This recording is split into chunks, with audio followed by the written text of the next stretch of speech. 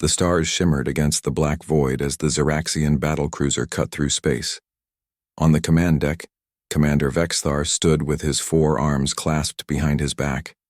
His scaled skin reflected the blue glow of the tactical displays. The recent conquest of the Pellerin system had been swift and satisfying. "Commander, all planetary defenses have been neutralized," reported Sub-Commander Krill. "The local government has surrendered." Vexthar's mouth parts clicked with approval. "Excellent. Begin resource extraction immediately. Any resistance should be met with immediate execution." Later that cycle, Vexthar entertained his officers in his private quarters. The room buzzed with conversation as drinks flowed freely, celebrating another victory for the Xeraxian Empire. "Tell us another story, Commander," urged one of his lieutenants, mandibles clicking with anticipation. Vexthar's eyes gleamed. "Have you heard the myth of the humans?" The younger officers leaned forward eagerly.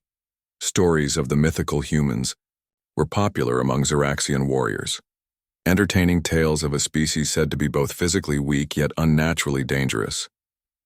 "They say humans were wiped out in the Purge Wars thousands of cycles ago." Vexthar began, enjoying the attention. "Yet spacers still claim to see their ghost ships in the outer reaches, a primitive species from a backwater world called Earth." "What made them special?" asked a newly promoted officer. "According to legend, nothing about them was remarkable. They lacked natural armor, possessed no claws or fangs, and had pitiful physical strength." Vexthar paused for effect. "But they had one trait that defied explanation, a capacity for vengeance that bordered on madness." The room grew quiet as he continued. "They say humans would pursue those who wronged them across entire star systems, sacrificing everything for revenge. No logical species behaves this way, which is why I believe humans never truly existed. They are merely cautionary tales invented to frighten young warriors." His officers laughed, raising their drinks in agreement. The existence of such an illogical species was clearly absurd. 40 light-years away on the edge of charted space, Outpost 7 floated silently among the asteroids of the Varan Belt. The monitoring station was one of dozens scattered across the frontier, disguised as mining operations or forgotten debris. Inside the dimly lit communications hub, Kate Harlow sat bolt upright in her chair. Her dark hair was pulled back in a practical ponytail, and her face was illuminated by the glow of her monitoring screens. She adjusted her headset, hardly daring to breathe as she listened to the intercepted Xeraxian transmission again. "No, no, no," she whispered, her fingers trembling as they flew across the keyboard. The decryption program confirmed what she feared. The Xeraxians had attacked and destroyed the New Hope colony. 3,000 human settlers, including her brother Alan, had been living on that small terraformed moon. Kate's throat tightened as she saved the transmission data. She needed to report this immediately, but first she needed a moment to process the information. Her brother had just sent her a birthday message last week. He had been helping build the colony's hydroponic systems, excited about creating a sustainable food source for the settlers. And now he was gone. Kate took a deep breath and wiped her eyes. Personal feelings would have to wait. This was the first direct Xeraxian attack on a human settlement. For centuries, humanity had hidden its existence from the greater galactic community, spreading slowly and carefully after nearly being annihilated in the Purge Wars. Most species believed humans were extinct, a failed evolution that had been wiped out when Earth was rendered uninhabitable. This attack changed everything. She was about to contact Central Command when she heard a noise behind her. Turning quickly, she saw Greg Phillips standing in the doorway. The station's chief engineer was usually smiling, but now his face was grim. "I heard the alert," he said quietly. "Tell me it's not bad news." Kate hesitated, then gestured for him to enter. After sealing the door, she played the transmission. Greg listened in silence, his normally cheerful face growing darker with each word. "New Hope Colony," he said when the recording finished. "That's where your brother was stationed, wasn't it?" Kate nodded, not trusting herself to speak. Greg's fist tightened. Did they know it was a human settlement? Or was it just bad luck? I don't think they knew, Kate replied, finding her voice. The transmission suggests they thought it was just another minor alien outpost. They mentioned extracting resources from the primitive settlement after the bombardment. Greg ran a hand through his sandy hair. 3,000 people, Kate. Gone just like that. They stood in silence for a moment, the weight of the loss settling over them. Outpost 7 was small, with only 12 crew members monitoring this sector of space. They were one of humanity's early warning systems, watching, listening, but never engaging. I need to report this to Central Command, Kate finally said, turning back to her console. Greg placed a hand on her shoulder. This changes things, doesn't it? We can't keep hiding forever. The Zeraxians still don't know we exist, Kate said as she prepared the secure transmission. They've been expanding aggressively for decades, conquering smaller worlds and strip mining resources. It was only a matter of time before they stumbled upon one of our colonies. And now they've killed 3,000 of our people, Greg said, his voice hardening. People who couldn't defend themselves because we're all hiding in the shadows. Kate looked up at him, seeing a cold determination in his eyes that matched the feeling growing in her chest. Then perhaps it's time we introduced ourselves. The secure line to Central Command opened, and Admiral Lydia Okafor's face appeared on the screen. Her dark eyes narrowed as she took in their expressions. Station Chief Harlow, Engineer Phillips, she greeted them. I sense this isn't a routine. Report. No, Admiral, Kate replied, her voice steady despite the emotion churning inside her. The Zeraxians have destroyed New Hope Colony. Complete orbital bombardment followed by resource extraction. No survivors. The Admiral's face remained composed, but her eyes flashed with anger. Send me everything you have. I'll convene the council immediately. After transmitting the data, Kate disconnected the call. She and Greg stood in silence for a long moment, both lost in their thoughts. What do you think will happen now? Greg finally asked. Kate stared at the star map displayed on the main screen. Tiny green dots represented known human settlements hidden throughout the galaxy. Red triangles marked the growing Zeraxian Empire. The Admiral will follow protocol, she said. Alert all human settlements to increase security measures. Maybe evacuate colonies that might be in immediate danger. Greg shook his head. That's not enough. We can't keep running and hiding. What's the alternative?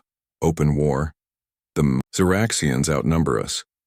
Numbers aren't everything, Greg replied. His eyes took on a faraway look. My grandfather fought in the last days of the Purge Wars. He used to tell me stories about how humanity survived when we should have been wiped out. Kate nodded slowly. We became the ghosts they thought they'd created. Exactly. Greg's expression hardened. Maybe it's time to remind the galaxy why the old legends about humans are still told around alien campfires. As if in answer, the emergency communication system chimed. Admiral Okafor was calling all outposts. This is not a drill. Her voice rang out clearly. Operation Phantom is now active. All personnel report to battle stations. The time for hiding is over. Kate and Greg exchanged a look of grim determination. For centuries, humanity had been a myth. A ghost story told to frighten alien children. Now the ghosts were real, and they were angry. The war room of the United Earth Command was buried deep beneath the surface of Proxima Station, humanity's hidden capital.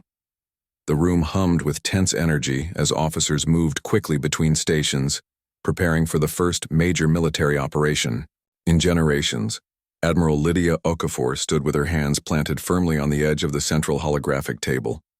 Her dark skin contrasted with the silver in her close-cropped hair, evidence of her 30 years of service. The three-dimensional map floating above the table showed the current position of all known Zeraxian forces in red, while the scattered green dots represented humanity's hidden colonies and outposts. 3,000 dead at New Hope Colony, she said, her voice carrying across the room despite its quietness. For 200 years we've hidden in the shadows. We've watched them destroy world after world, thinking they had finished us off. During the Purge Wars, the assembled officers were silent. Many had family or friends on colonies near Xeraxian space. Many were now wondering if hiding had been the right choice. Captain Frank Dawson stepped forward. He commanded the stealth cruiser Spectre, one of humanity's most advanced ships. His weathered face showed concern. "If we reveal ourselves now," he said, "we expose all of humanity. The Xeraxians might have stumbled onto New Hope by accident, but a direct confrontation will expose our existence to the entire galaxy." Vice Admiral Peter Carter nodded in agreement. "Captain Dawson has a point. Once we engage, there's no going back to the shadows." Admiral Okafor looked around the room at the concerned faces. "You're assuming we still have that option." She gestured to Science Officer Natalie Wright. The young officer stepped forward and adjusted her glasses, a rare affectation in an age of perfect vision correction. But many humans clung to such items as connections to Earth's lost culture. The Xeraxian attack pattern wasn't random, Natalie explained, zooming in on the New Hope system. Analysis of their approach vector and search pattern suggests they were looking for something specific. The colony's destruction wasn't accidental. They're hunting us. A chill settled over the room as the implications became clear. "How long?" asked Admiral Okafor. "Based on their current expansion rate and search patterns, I estimate they'll discover at least 3 more colonies within 6 months," Natalie replied. "Even with our stealth technology, we can't hide forever." Vice Admiral Carter's expression hardened. "Then we fight on our terms, not theirs." Admiral Okafor nodded and activated the tactical display. "Operation Phantom is already underway. We're not going to engage in open warfare, not yet. The Xeraxians outnumber us and a direct conflict would be disastrous." "What's the alternative?" asked Captain Dawson. "We become the ghost stories that kept alien children awake at night," Admiral Okafor said, a cold smile touching her lips. "The first phase begins now. Captain Dawson, your ship departs in 3 hours." The Spectre lived up to its name as it slipped silently through space, its advanced stealth systems rendering it invisible to Xeraxian sensors. The sleek black vessel was designed for one purpose: to move unseen through enemy territory. In the ship's briefing room, Captain Dawson addressed his strike team. 10 men and women in fitted black combat suits listened intently as he outlined their mission. "Outpost Krell 7 is a remote Xeraxian listening post," he explained, showing the rotating hologram of the facility. "It's minimally staffed with only 20 personnel, but it monitors all traffic in this sector. Our objective is to neutralize this outpost without sending any distress signals." Lieutenant Alex Rivera, the team's infiltration specialist, studied the station's schematics. "Security systems? Standard Xeraxian protocols," replied Dawson. "Nothing you haven't handled before." "And the personnel?" asked Sergeant Olivia Martinez, the team's combat lead. Captain Dawson's expression became serious. "Non-lethal takedowns when possible. We're not starting a war of extermination. But make no mistake, this is a military operation against an enemy who destroyed one of our colonies. Act accordingly." The team nodded in understanding. They had all seen the footage from New Hope. The Xeraxians had shown no mercy to the civilian settlement. "We arrive in 20 minutes, Dawson continued. "Suit up and prepare for vacuum transition." As the team dispersed, Lieutenant Rivera lingered. "Captain, may I ask a question?" "Go ahead, Lieutenant." "After we take the outpost, what's the end game? The Xeraxians will know someone attacked them." Dawson smiled grimly. "That's exactly what we want." Admiral Okafor's orders were specific. "We're not hiding anymore, but we're not revealing everything either. We want to leave them guessing, wondering who or what hit them." "Psychological warfare," Rivera said, understanding dawning. "Precisely. When we're done, the Xeraxians won't know whether they're facing a new species, a rival faction, or the ghosts of the humans they thought they'd exterminated centuries ago." Aboard the Xeraxian outpost Krell 7, monitoring technician Vraz completed another uneventful shift. His four-fingered hand reached for his stimulant drink as he watched the sensor readings scroll across his screen. This deep space assignment was considered punishment duty. Nothing ever happened in this empty sector. The lights flickered briefly. Vraz looked up, mandibles clicking in irritation. Power fluctuations were common in these older outposts, but they were still annoying.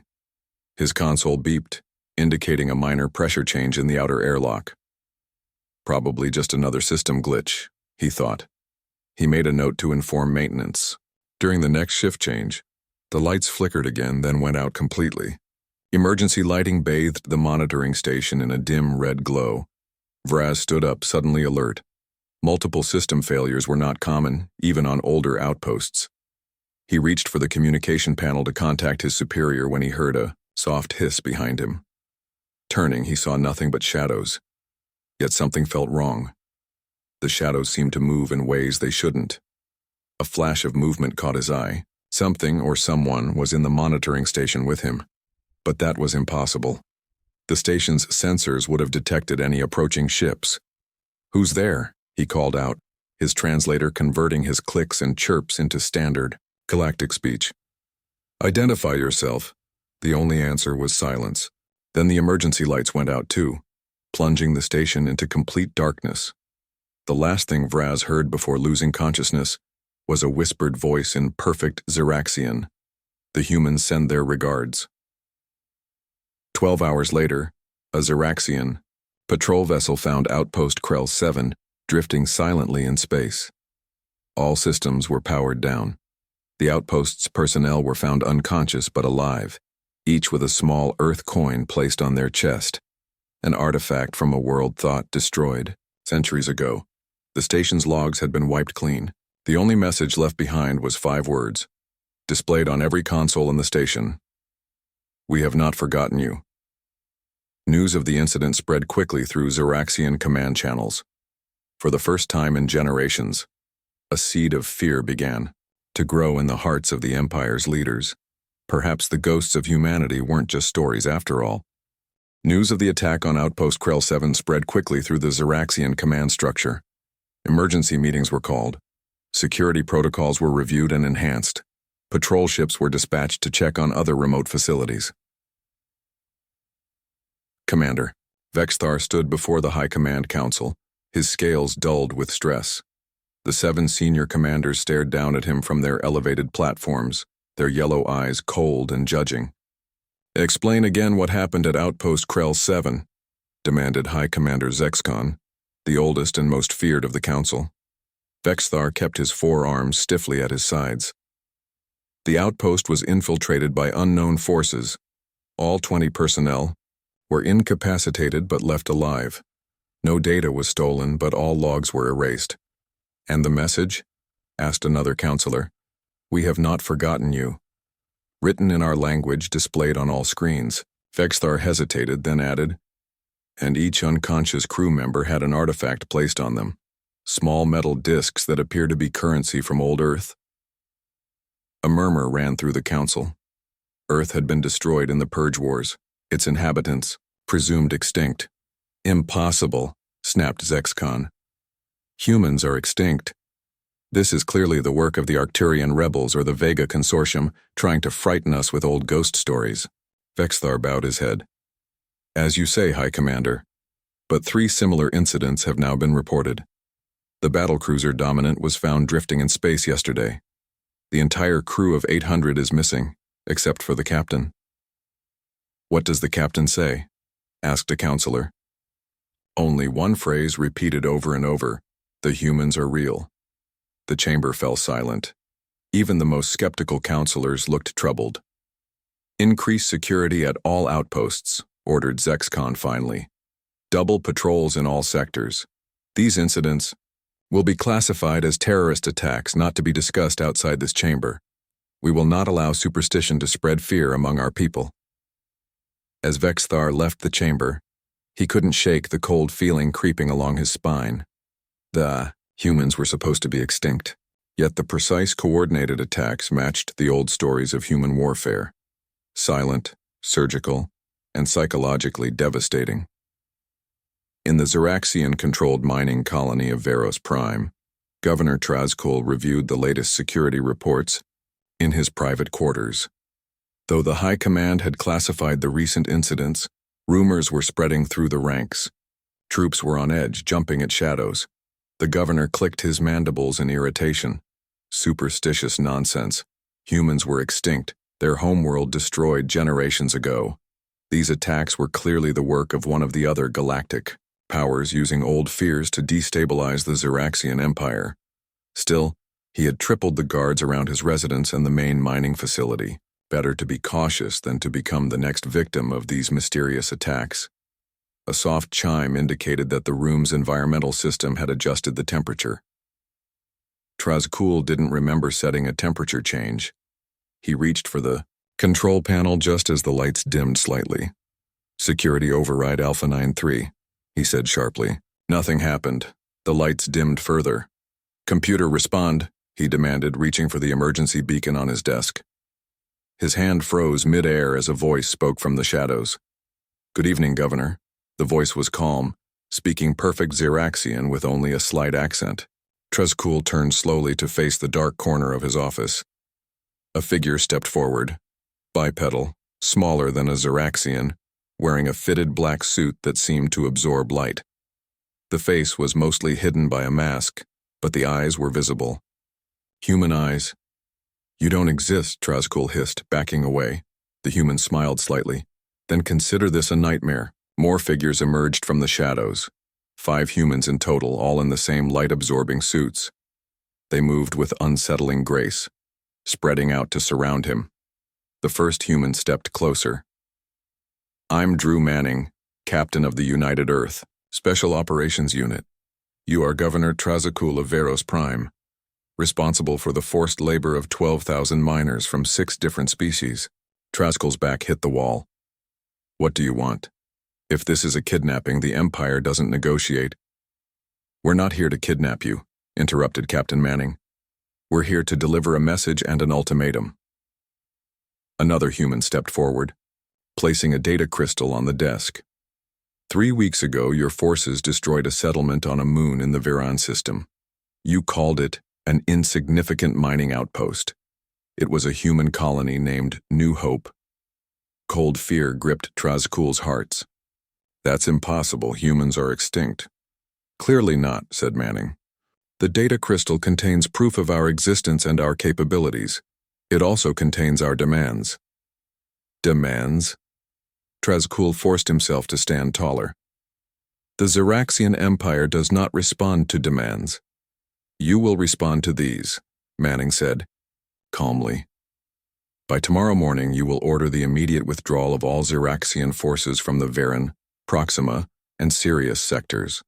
You will release all forced laborers from the mining operations on this planet. You will cite strategic redeployment as the official reason."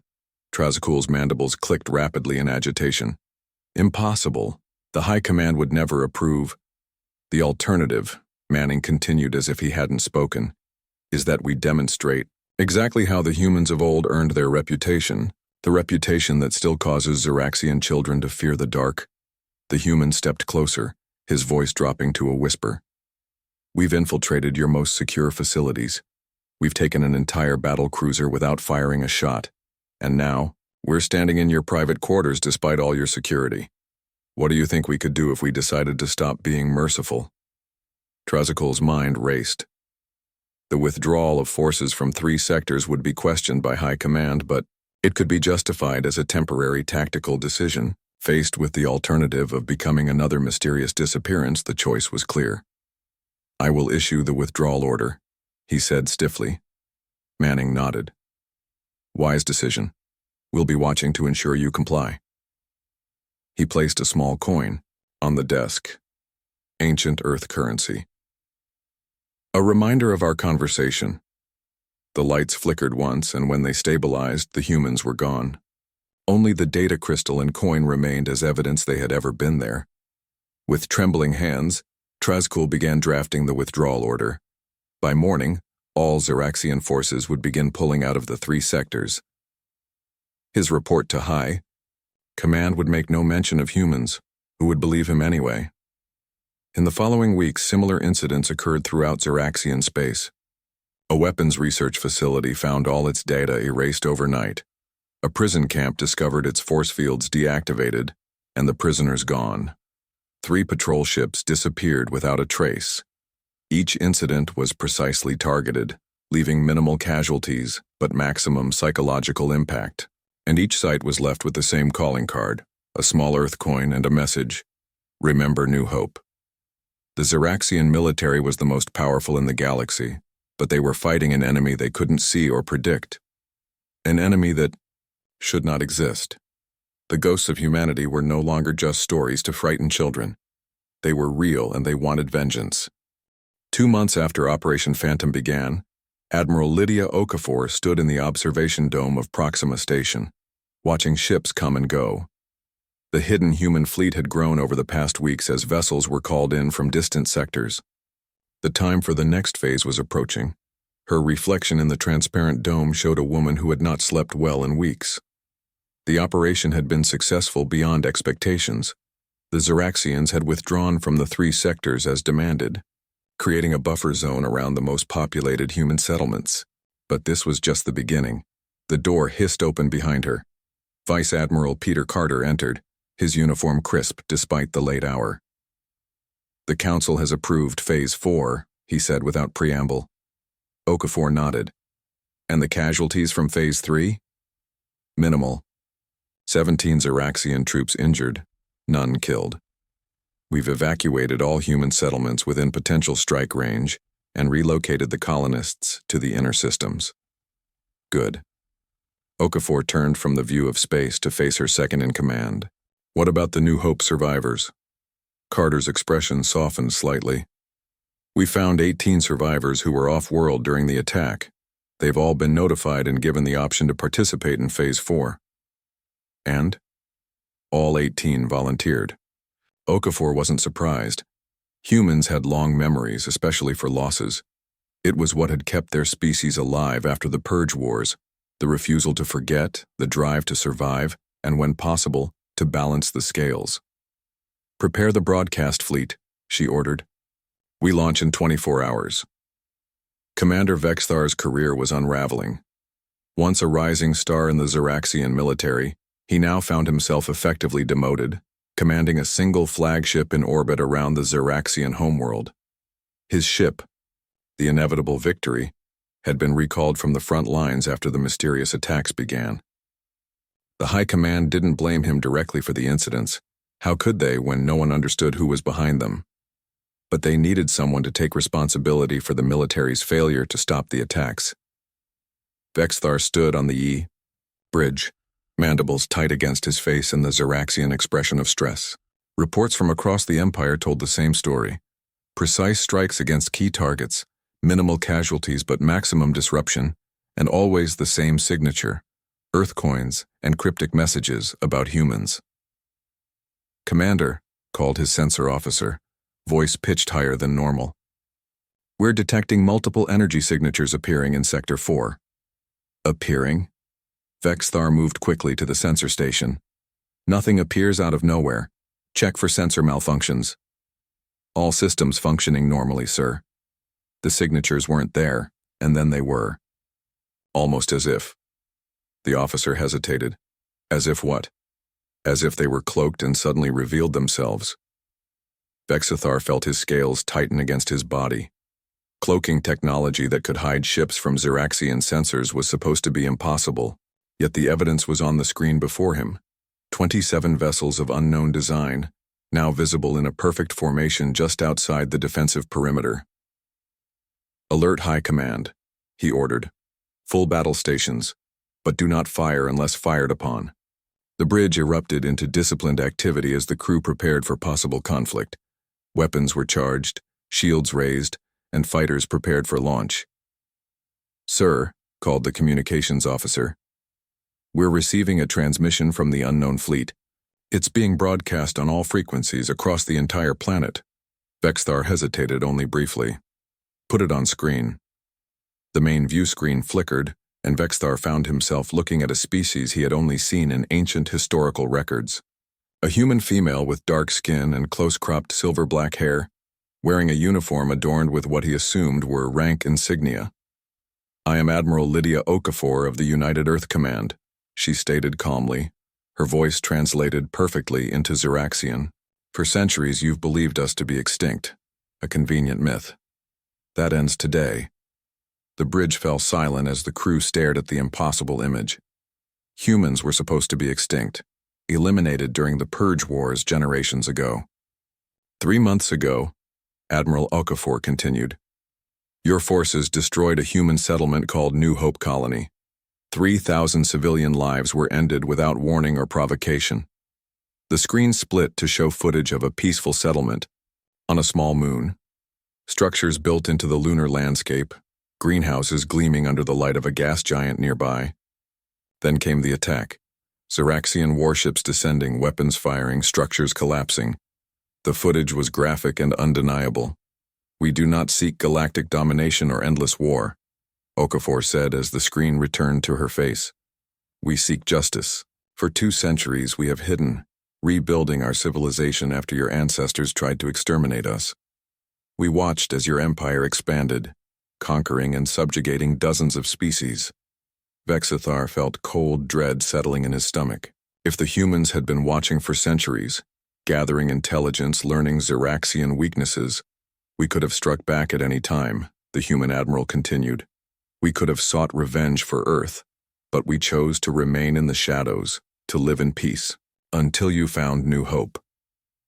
The screen changed again, showing images of human ships decloaking throughout Zeraxian space, not a massive armada, but enough to demonstrate their reach. Each ship was positioned near a critical Zeraxian installation or population center. Remember that name, Okafor said. New Hope. Remember the 3,000 lives you ended, because what happens next depends on your response to our terms. The transmission ended, replaced by a text document, a list of demands from the United Earth Command. As Vexthar read through them, he realized they were surprisingly moderate.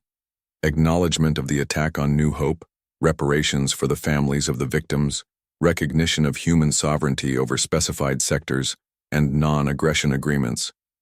There was no demand for Zeraxian territory, no call for regime change, no punishment beyond acknowledgement and reparations. It was nothing like the vengeful extermination campaigns of the history books. Sir, said his second-in-command hesitantly, what are your orders? Vexithar stared at the screen showing the human fleet, ships of elegant, efficient design that had appeared out of nowhere after centuries of supposed extinction. We wait for High Command's response, he said finally. And we pray to the ancestors that they choose their next actions carefully. In the council chamber on the Zeraxian homeworld, panic had replaced the usual orderly proceedings.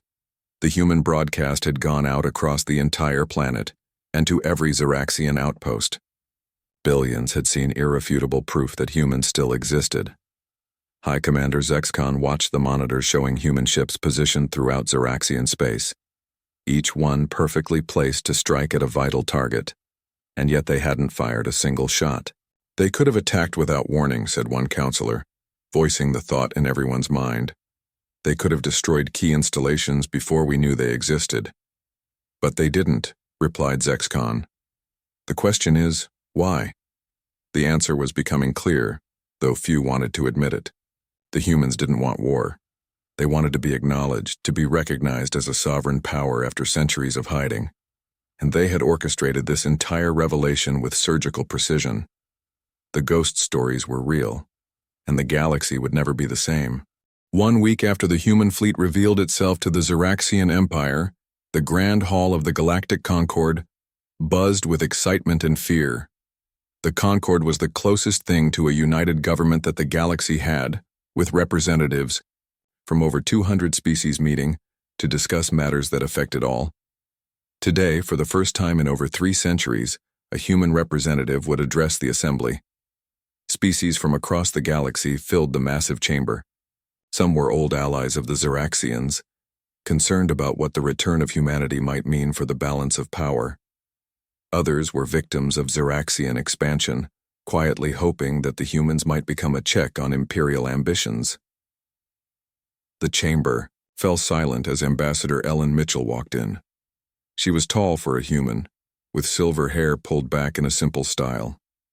Her blue diplomatic uniform bore no weapons, but she carried herself with quiet confidence. Many in the chamber had never seen a human before except in historical records.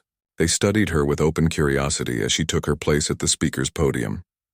"Esteemed representatives of the Galactic Concord," she began, her voice clear and strong. "I come before you today as the first human ambassador in 3 centuries. For generations, the galaxy believed our species was extinct, wiped out during the Purge Wars." She paused, looking around the chamber.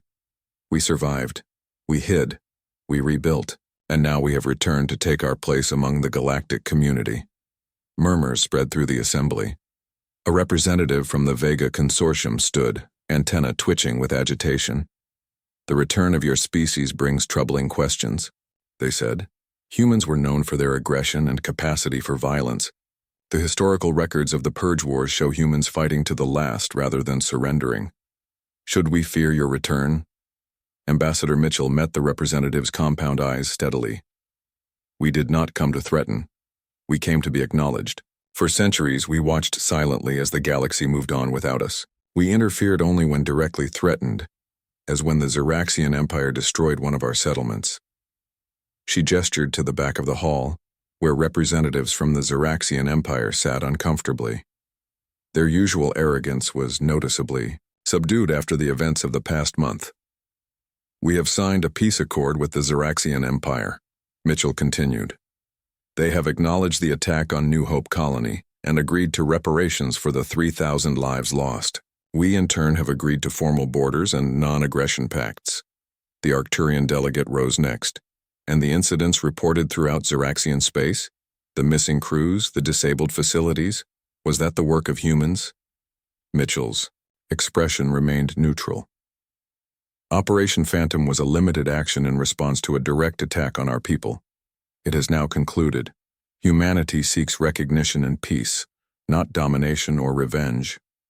Discussions continued for hours as representatives questioned the human ambassador. Some were hostile, others curious, a few even welcoming. By the end of the session, the Galactic Concord had voted to officially recognize humanity as a sovereign power and to acknowledge their territorial claims in the sectors they had secretly inhabited for centuries. It was far from universal acceptance, but it was a beginning. On the Xeraxian homeworld, the sunset painted the sky orange and purple as Commander Vexthar sat across from Fleet Admiral Okafor.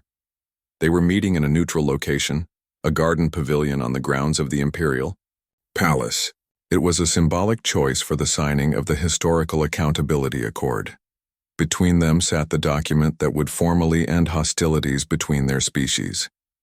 The terms were straightforward: acknowledgement of the attack on New Hope, reparations to the survivors and victims' families, recognition of human territory, and a non-aggression pact. "Your ships could have destroyed our key installations without warning," Vexthar noted as they waited for the official witnesses to arrive. "Your technology clearly surpasses ours in many areas, yet you chose limited action and diplomacy." Okafor studied the Xeraxian commander. In the past weeks, she had come to respect his pragmatism. He had been among the first high-ranking Xeraxians to advocate for negotiation rather than military response. "Extermination is not our way," she replied. "Despite what your historical records might claim." Vexthar's mandibles clicked thoughtfully. "Our histories portray humans as relentlessly aggressive, willing to fight to the last rather than surrender. Yet your actions show remarkable restraint." From the shadows of the garden, Lieutenant Ben Murphy stepped forward. His presence had been requested specifically by Admiral Okafor. He had lost his parents and 2 sisters in the New Hope attack. "That's the difference between us," Ben said, his voice quiet but firm. "You still don't understand. Vengeance isn't about destruction, it's about justice." Vexthar's 4 eyes blinked in the Xeraxian expression of confusion. "Explain."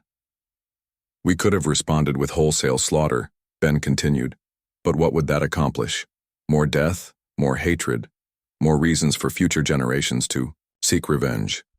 Instead, we chose to expose your actions to the galaxy, to make you acknowledge what you did, and to establish boundaries that protect both our peoples going forward." Okafor nodded in agreement. "Humanity learned hard lessons during the Purge Wars. We nearly followed our drive for vengeance into extinction. This time, We chose a different path. The witnesses began to file in, representatives from the Galactic, Concord, high-ranking officials from both governments and survivors from New Hope Colony. Among them was Kate Harlow, who had first intercepted the news of New Hope's destruction.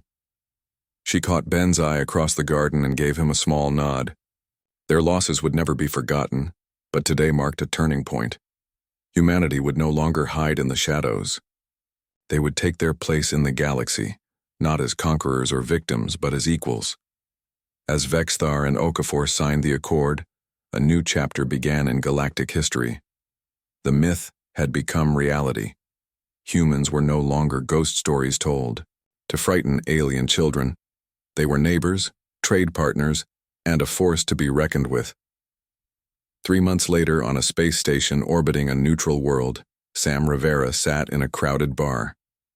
He had served on Drew Manning's team during Operation Phantom, infiltrating Xeraxian installations and helping to spread the calculated fear that had brought the Empire to the negotiating table. Now he was on leave, watching with amusement as species from across the galaxy tried to make sense of the humans in their midst. Some were openly curious, others kept their distance, eyeing the humans with a mixture of fear and respect. At a nearby table, a young Xeraxian was regaling his friends with an exaggerated tale. "My clutch parent served on a border station," he was saying. "He told me that humans can survive in vacuum for short periods, and that they continue fighting even when gravely injured." Sam smiled into his drink as the tale grew more outlandish. Let them have their stories. Sometimes a fearsome reputation was as useful as actual strength. Across the galaxy, humanity was emerging from centuries of hiding. Diplomatic missions were being established. Trade routes were opening. And if some species still whispered warnings to their children about the mysterious humans and their capacity for vengeance, well, that wasn't entirely a bad thing.